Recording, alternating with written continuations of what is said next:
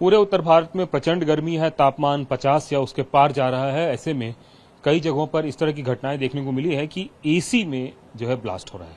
क्यों हो रहा है, कैसे हो रहा है, इस सारे मुद्दे पर बात करने के लिए हम एक डेमो दिखाना चाहते हैं। हमारे साथ सुरेंद्र शर्मा सर हैं, जो पूरे मामले के एक्सपर्ट भी हैं, खुद के शोरूम भी चलाते हैं। और सर, एक बात बताएं कि ये जो कंप्रेसर का ये पूरा जो सिस्टम है, आखिरकार क्यों ब्लास्ट होता है, आपको क्या लगता है? ब्लास्ट इसलिए होता है कि एक तो गर्मी 50 टेम्परेचर तक गर्मी होती है और 50 टेम्परेचर चला जाता है। दूसरा, कई जगह पे ऐसी जगह भी हैं जहाँ पर जो उसका आउटडोर है उसको सीधा सीधा सूरज की किरणों के सामने रख दिया जाता है। जैसे कि कोशिश ये होनी चाहिए अपनी कि उसको शेड के नीचे रखा जाए, प्लस जो इसकी गैस निकल रही है गर्म, वो प्रॉपर निकले उसमें से।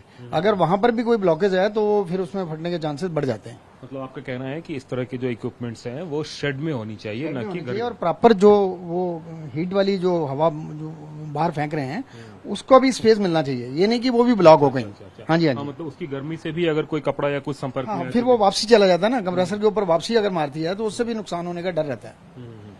आप सर एक बात बताएं कि क्या इसका टेक्निकल एस्पेक्ट है जो गर्म हो जाता है जिससे कि आग लगने की संभावना बनती है? देखिए, ऐसा है, कंप्रेशर जो होता है इसके अंदर वही सारा कुछ मैनेज करता है। जरा दिखा के बताएंगे। हाँ। आप देखेंगे ये इसमें कंप्रेशर है, ये वाला, ये रोटरी कंप्रेसर एक्चुअली। इस कंप्रेशर के अंदर जो होता है, हम गैस डालते हैं और यही गैस को सर्कुलेट करता है। एक तरफ हाई प्रेशर रहता है और एक तरफ लो प्रेशर रहता है।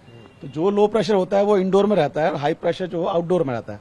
आउटडोर में हाई प्रेशर होने की वजह से उसके अंदर हीट ज्यादा हो जाती है और जो हमारे एटमॉस्फेयर का प्रेशर है वो और ये डबल प्रेशर बन जाता है। अगर हम इसको डायरेक्ट सनलाइट में रखते हैं तो ब्लास्ट होने के चांस बहुत ज्यादा बढ़ जाते हैं। इसको हमेशा शेड में रखें, ओपन एरिया में रखें, इसकी जो हीट निकल रही है वो ज्यादा से ज्यादा रिड्यूस हो सके और कम से कम इसको साल में 2 बार सर्विस कराना बहुत जरूरी है। सर, इसमें वायरिंग वगैरह का कितना इंपॉर्टेंस है? नहीं, वायरिंग भी जो है वो टेक्निकल बंदे जो लगाने के लिए आते हैं उनकी सलाह से लगानी चाहिए। और प्लस दूसरी चीज ये भी है कि जो इसके पैड हैं वो भी अंदर इनर जो पैड होते हैं उनको भी ये आउटडोर है। अच्छा, ये आउटडोर जो पैड है। इनर पैड है वो भी अगर हम मान लो 15 दिन के बाद, 20 दिन के बाद, 10 दिन के बाद उसको निकाल के वॉश कर लेते हैं तो फिर उसकी ब्लॉकेज हट जाती है, क्योंकि उसमें भी अंदर मिट्टी विट्टी जाती है उसकी वजह से, तो वो ब्लॉक हो जाता है। फिर उसमें भी फिर चांसेस जो हैं उसके बढ़ते हैं।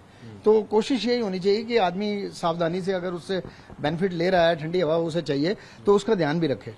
खुदा ना खास्ता अगर आग लग जाए उसके बाद सबसे पहले क्या प्रिकॉशन करना चाहिए? प्रिकॉशन तो यही है, सिलेंडर से करना चाहिए, क्योंकि ये तो इलेक्ट्रिक वाली आइटम है, इसमें हम पानी नहीं फेंक सकते। तो सिलेंडर अपने पास जरूर रखना चाहिए कि जिससे हम इमीडिएट जो है वो एक्शन कर सकें उसके ऊपर, और बाकी जो बड़ा खतरा है उससे हम अपने आप को बचा सकें। टेम्परेचर कितना बढ़ने से, कितना घंटे तक चलाने से इस तरह की परेशानी आती है? देखिए, टेम्परेचर तो बढ़ता ही जा रहा है, घटेगा तो है नहीं, उसको हमें खुद ही मैनेज करना पड़ता है। कोई भी एसी लगातार 4 घंटे से ज्यादा नहीं चलना चाहिए। 4 घंटे बाद कम से कम 1 घंटे का रेस्ट होना चाहिए ताकि वो अपना कंप्रेशर को टेम्परेचर से नीचे ला सके। क्योंकि हाई वोल्टेज हो जाएगा, हाई एम्पियर हो जाएगा, हाई प्रेशर हो जाएगा, तो ब्लास्ट के चांस बढ़ते ही बढ़ते हैं। हमें कोई भी मशीनरी हो उसको रेस्ट देना बहुत जरूरी है।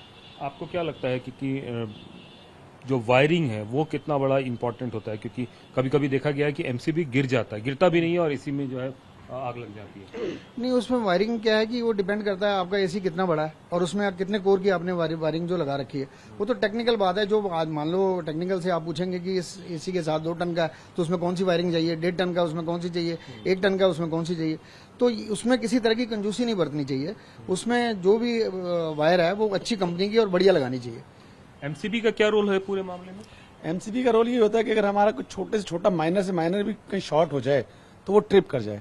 तो इसलिए कोशिश कीजिए अच्छी से अच्छी क्वालिटी लगाइए। हम लोग मशीनरी तो अच्छी खरीद लेते हैं लेकिन उसकी एसेसरीज के ऊपर ध्यान नहीं देते हैं, उसकी मेंटेनेंस भी ध्यान नहीं देते हैं। कम से कम 600 घंटे चलने के बाद एसी एक सर्विस मांगता है। साल में मिनिमम 2 सर्विस दें, बीच बीच में उसकी वायरिंग को चेक कराएं और हो सके तो खुद भी ध्यान दें कि जो टेक्नीशियन आपके पास आ रहा है वो अच्छा पढ़ा लिखा होना चाहिए। ये नहीं कि वो गली में 2 महीने 6 महीने सीखा और हमने उससे ही सस्ते में काम करा लिया। ये बहुत जरूरी चीज है। हमने अपनी मशीन की रखरखाव रखनी है तो हमें 4 पैसे मेंटेनेंस में भी खर्चने चाहिए।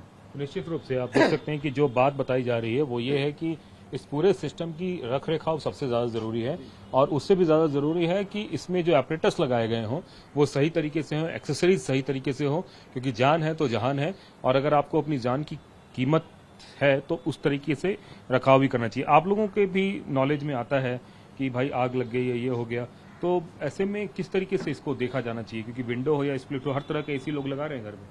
नहीं, मेन चीज़ उसके साथ साथ एसी लगाने के साथ साथ अगर उनको कस्टमर को ये नॉलेज हो, प्रिकॉशन लेना शुरू कर दें। जैसे अभी भैया ने बताया कि अगर हम मान लो 4 घंटे चला करके आधे घंटे का रेस्ट दे देते हैं, तो निश्चित रूप से मैं समझता हूँ कि ये जो आग लगने वाले चांसेस हैं वो कम हो जाते हैं। क्योंकि उसकी जो हीट है, अगर मान लो वो अपनी जो तापमान है उसको मेंटेन कर जाता है, तो फिर ये चांसेस बनते नहीं है। ठीक है। कैमरामैन राजीव के साथ कुमार कुंदन, TV9 भारतवर्ष, दिल्ली।